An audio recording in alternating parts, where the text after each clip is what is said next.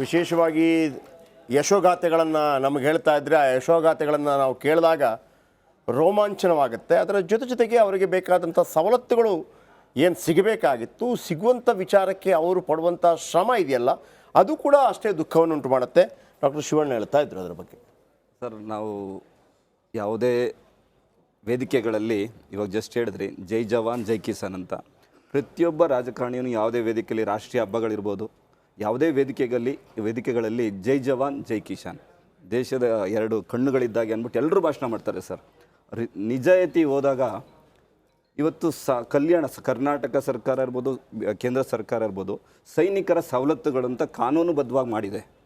ಆ ಕಾನೂನುಬದ್ಧವಾಗಿ ಮಾಡಿರೋವಂಥದ್ದು ಇವಾಗ ಸೈನಿಕರದ್ದು ಅಂದರೆ ಜನರಲಾಗಿ ಎಲ್ಲ ವರ್ಗಗಳಿಗೂ ಕಲ್ಯಾಣ ವೆಲ್ಫೇರ್ ಅನ್ನೋದಿದೆ ಸರ್. ಎಲ್ಲರಿಗೂ, ಎಲ್ಲ ವರ್ಗಗಳು, ಎಲ್ಲ ಜಾತಿಗಳಿಗೆ ಎಲ್ಲರಿಗೂ ಸಹ ಅದೇ ಆದ ವೆಲ್ಫೇರ್ ಇದರಲ್ಲಿ ನಿಗಮ ಮಂಡಳಿ ಇರ್ಬೋದು ಅಥವಾ ಸರ್ಕಾರದಿಂದ ಇರ್ಬೋದು ಕೊಡ್ತಿದೆ.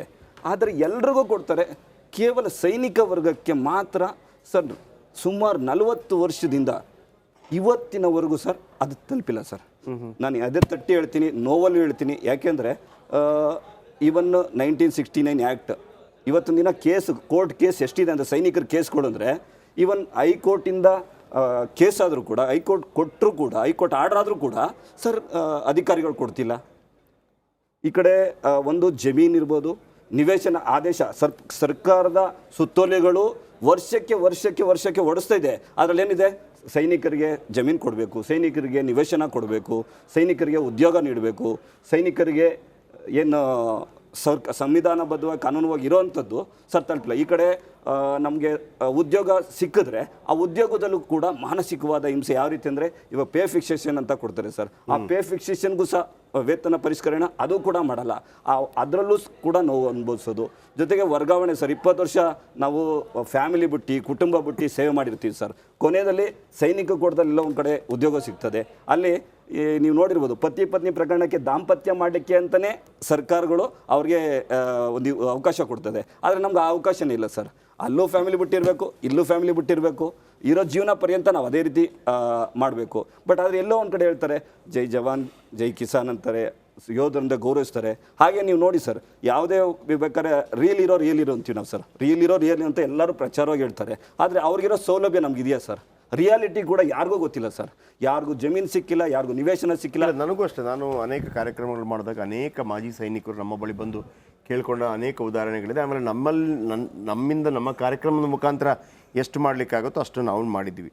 ರಮೇಶ್ ಅವರೇ, ಯಾಕೆ ಹಿಂಗಾಗುತ್ತೆ? ಒಂದು ಕಡೆ ಎಲ್ಲ ಒಂದಲ್ಲ ಒಂದು ರೀತಿಯಲ್ಲಿ ಅವರಿಗೆ ಬರಬೇಕಾದಂಥ ಸವಲತ್ತುಗಳನ್ನು ಕೊಡಿಸೋದಕ್ಕೆ ಬೇಕಾದಂಥ ರೀತಿಯಲ್ಲಿ ಇರುತ್ತೆ. ಆದರೆ ನಾನು ತುಂಬ ನೋಡಿದ್ದೀನಿ, 10 ವರ್ಷ ಆಯ್ತು ಸರ್, 15 ವರ್ಷ ಆಯ್ತು ಸರ್, 25 ವರ್ಷ ಆಯಿತು, ಇನ್ನೂ ನಮಗೆ ಸಿಗಬೇಕಾದಂಥ ಒಂದು ಜಾಗ ಸಿಕ್ಕಿಲ್ಲ, ಎಲ್ಲೆಲ್ಲೋ ಗುರುತಿಸ್ಕೊಂಡು ಹೇಳ್ತಾ ಇರ್ತಾರೆ. ಆಮೇಲೆ ಇನ್ನು ಕೆಲವರದ್ದು ಯಾವುದೋ ಒಂದು ಗುರುತು ಮಾಡಿರ್ತಾರೆ, ಯಾರೋ ಅದನ್ನು ಕಬ್ಜಾ ಮಾಡ್ಕೊಂಡಿರ್ತಾರೆ. ಇಂಥದ್ದು ಕೂಡ ನಡೀತಿದೆ. ಯಾಕಾಗುತ್ತೆ ರಮೇಶ್ ಅವ್ರ ಹಂಗೆ? ಇದು ರಾಜಕೀಯ ಇಚ್ಛಾಶಕ್ತಿ ಅಂತ ನಾನು ಹೇಳಲಿಕ್ಕೆ ಬಯಸ್ತೇನೆ. ರಾಜಕೀಯ ಅನ್ನೋದು ಇಚ್ಛಾಶಕ್ತಿ ಇದ್ದಲ್ಲಿ ಖಂಡಿತವಾಗಲಿ ಯಾವ ಕ್ಷಣದಲ್ಲಿ ಏನನ್ನು ಬೇಕಾದರೂ ಮಾಡಬಹುದು. ಮಾಡಿರುವಂತಹ ಉದಾಹರಣೆಗಳು ಸಹಿತ ಇದೆ. ಸದ್ಯದ ಪರಿಸ್ಥಿತಿ ಹೇಗಿದೆ ಅಂದ್ರೆ, 6 ತಿಂಗಳಿದ್ದವ್ರು 3 ತಿಂಗಳಿಗಿರಲ್ಲ.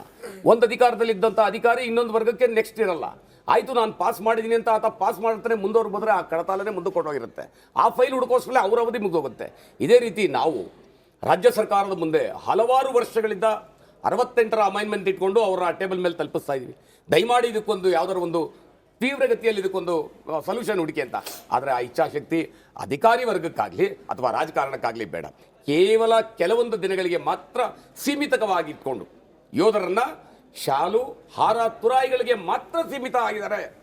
ಸತ್ತಾಗ ಅವರು ಹುತಾತ್ಮರಾದ ಸಮಯದಲ್ಲಿ ಮಾತ್ರ ಆ ಯೋಧರಿಗೆ ಇಡೀ ದೇಶವೇ ಬೆರಗಾಗೋ ರೀತಿಯಲ್ಲಿ ಅವರನ್ನ ಬಿಂಬಿಸುವಂತಹ ಸಮಾಜ ಒಂದು ಕಡೆ, ಆದರೆ ಅದಕ್ಕೆ ಲೇಪನ ಹಚ್ಚುವಂತಹ ಈ ರಾಜಕಾರಣ, ಈ 2 ಕಾರಣದಿಂದ ಇವತ್ತಿನ ದಿನ ಯೋಧರಿಗೆ ಸಿಕ್ಕಬೇಕಾದಂತಹ ಸವಲತ್ತಿನಿಂದ ಬಹಳ ವಂಚಿತರಲ್ಲೇ ಇದ್ದಾರೆ ಅಂತ ಹೇಳಲಿಕ್ಕೆ ಬಯಸ್ತೀನಿ. Ritesh, over to you. ನಮ್ಮ ಸೈನಿಕರು ಇತ್ತೀಚೆಗೆ ನಾವು ನೋಡ್ದಂಗೆ ಪುಲ್ವಾಮಾ ದಾಳಿ ಆಗುತ್ತೆ. ಪುಲ್ವಾಮಾ ದಾಳಿಯಲ್ಲಿ ನಾವೆಲ್ಲವನ್ನು ಕೂಡ ಉಡೀಸ್ ಮಾಡ್ತೀವಿ. ಆದರೆ ಅದ್ರ ಬಗ್ಗೆನೇ ಪ್ರಶ್ನೆ ಮಾಡ್ತಾರೆ. ಎಷ್ಟರ ಮಟ್ಟಿಗೆ ಅಂತ ಹೇಳಿದರೆ ಸಾಕ್ಷಿ ಕೊಡಿ ಅಂತ ಕೇಳ್ತಾರೆ. ಆಗ ಆ ಒಂದು ಹೋರಾಟ, ಆ ಒಂದು ಹೊಡೆದಾಟ ಒಂದು ಕಡೆಯಲ್ಲಾದರೆ, ಈ ರೀತಿ ಎಲ್ಲ ಪ್ರಶ್ನೆಗಳು ಬಂದಾಗ ತಮಗೆಷ್ಟು ಘಾಸಿ ಆಗುತ್ತೆ? ದೇಶ ಸೇವೆಗೋಸ್ಕರ ಸಂಪೂರ್ಣ ಹಗಲಿರುಳು ಅಂಥೇಳಿ ದುಡಿತಾ ಇರುವಂಥ ಸೈನಿಕರ ಮನಸ್ಸಿನ ಮೇಲೆ ಎಷ್ಟು ಆಘಾತ ಆಗುತ್ತೆ ಸರ್? ಇದು ಆರ್ಮಿ ಬಗ್ಗೆ ಕ್ವಶನ್ ಕೇಳಿದಾಗ ಬೇಜಾರಂತ ಆಗುತ್ತೆ. ಯಾಕಂದರೆ ನಾನು ಕಾರ್ಗಿಲ್ ವಾರಲ್ಲಿ ಪಾರ್ಟಿಸಿಪೇಟ್ ಮಾಡಿದ್ದೀನಿ. ಒಂದು ಯೂನಿಟ್ ಮೂವ್ ಆಗಬೇಕಂದ್ರೆ ಎಷ್ಟು ಕಷ್ಟ ಇರುತ್ತೆ ಅಂದರೆ ಆಮೆಗತಿಲಿ ಮೂವ್ ಆಗುತ್ತೆ ಅಂತ ಕೇಳಿದ್ದೀರಾ. ನೈಟಲ್ಲಿ ಲೈಟ್ ಇಲ್ಲ. ನಾನು 95 ನಾನು ಜಾಯ್ನ್ ಆಗಿದ್ದೆ ಆರ್ಮಿಯಲ್ಲಿ. 96 ನಾನು ಕಾರ್ಗಿಲೇ ಪೋಸ್ಟಿಂಗ್ ಹೋಗ್ಬೇಕಾದ್ರೆ ಒಂದು ಯೂನಿಟಿಂದ ಕಾರ್ಗಿಲಿಂದ ಮೂವ್ ಆಗಬೇಕಂದ್ರೆ ದ್ರಾಸಿಂದ ಕಾರ್ಗಿಲ್ ಮೂವ್ ಆಗಬೇಕಾದ್ರೆ ನೈಟ್ ಆಮೆಗತಿ ಲೈಟ್ ಆಫ್. ಯಾಕಂದರೆ RT-5 ಬರುತ್ತೆ, ಅದನ್ನು ತಪ್ಸೋಕ್ಕೋಸ್ಕರ ನಿಧಾನಕ್ಕೆ ಹೋಗಬೇಕು. ನಾವು ಹೆಜ್ಜೆಲ್ಲಿ ಹೆಂಗೆ ನಡ್ಕೊ ಹೋಗ್ತೀವೋ ಹಂಗೆ ಕಾನ್ವಾಯ್ ಮೂವ್ ಆಗಬೇಕು. ಇವರು ಇವತ್ತಿನ ದಿನ ಪುಲ್ವಾಮಾ ಬಗ್ಗೆ ಇವರು ಕ್ವಶನ್ ಮಾಡ್ತಾರೆ, ನಮಗೆ ಪ್ರೂಫ್ ಕೊಡಿ ಅಂತ. ನಾವು ಮೂವ್ ಮಾಡಿದ್ದೆಲ್ಲ ಪ್ರೂಫ್ ಕೊಡೋಕ್ಕಾಗುತ್ತಾ? ಕಾರ್ಗಿಲಲ್ಲಿ ಎಷ್ಟು ಕಷ್ಟ ಇದೆ, ಹೆಂಗಲ್ಲಿ ಸರ್ವೈವ್ ಮಾಡ್ತಾರೆ ಆರ್ಮಿಯವರು ಅಂದ್ಬಿಟ್ಟು ಯಾರಿಗೂ ಗೊತ್ತಿಲ್ಲ, ಆರ್ಮಿಯವ್ರಿಗೆ ಮಾತ್ರ ಗೊತ್ತು. ಇಲ್ಲಿ ದಿನಾಚರ್ಯ ಮುಗಿಸ್ಬೇಕು ಅಂದರೆ ನಾನು ಟೈಗರ್ ಹಿಲ್ಸ್ ಕೇಳಿರಬೇಕು, ಬರೀ ನ್ಯೂಸಲ್ಲೇ ಕೇಳಿದಿರಿ. ಟೈಗರ್ ಹಿಲ್ಸ್ ಕೇಳಿದ್ದು ಇಡೀ ದೇಶ ಕೇಳಿದ್ದೇನೆ ಕಾರ್ಗಿಲ್ ವಾರ ಆದಾಗ.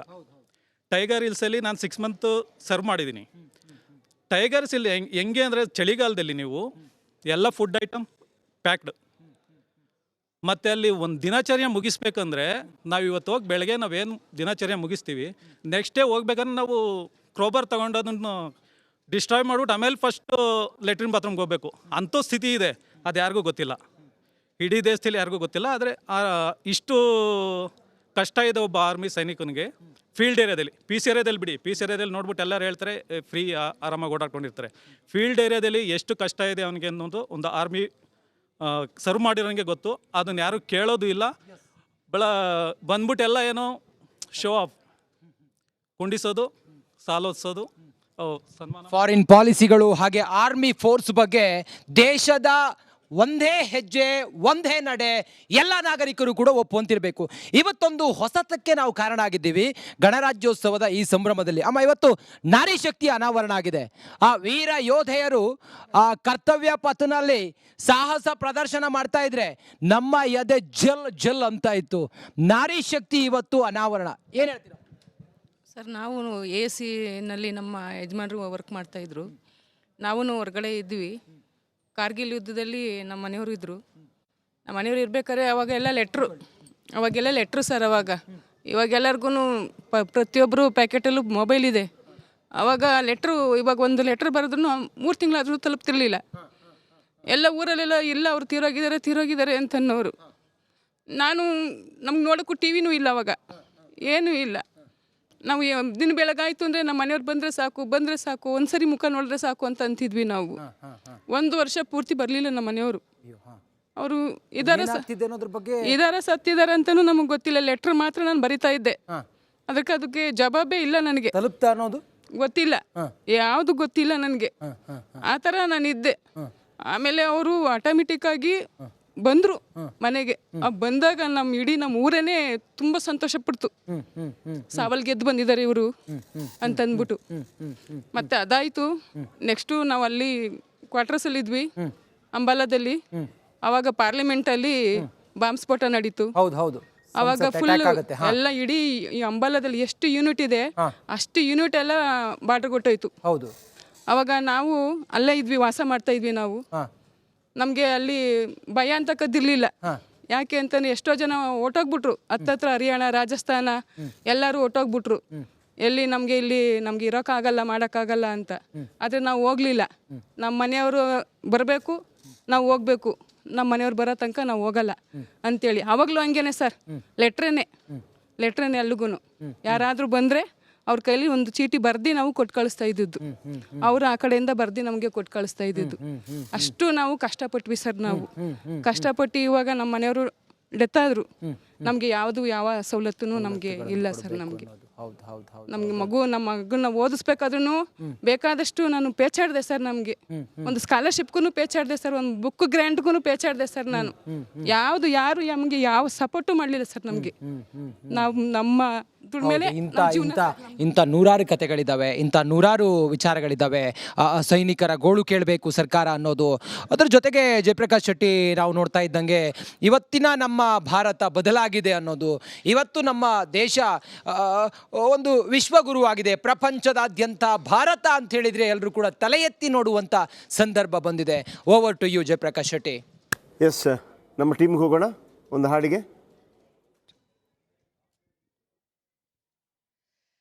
जय भारत जननीय तनुजाते, जय हे कर्नाटक माते. जय भारत जननीय तनुजाते, जय हे कर्नाटक माते. जय सुंदर नदी वनಗಳ ನಾಡೆ, जय हे रस ಋಷಿಗಳ ಬೀಡೆ. जय भारत जननीय तनुजाते, जय हे कर्नाटक माते.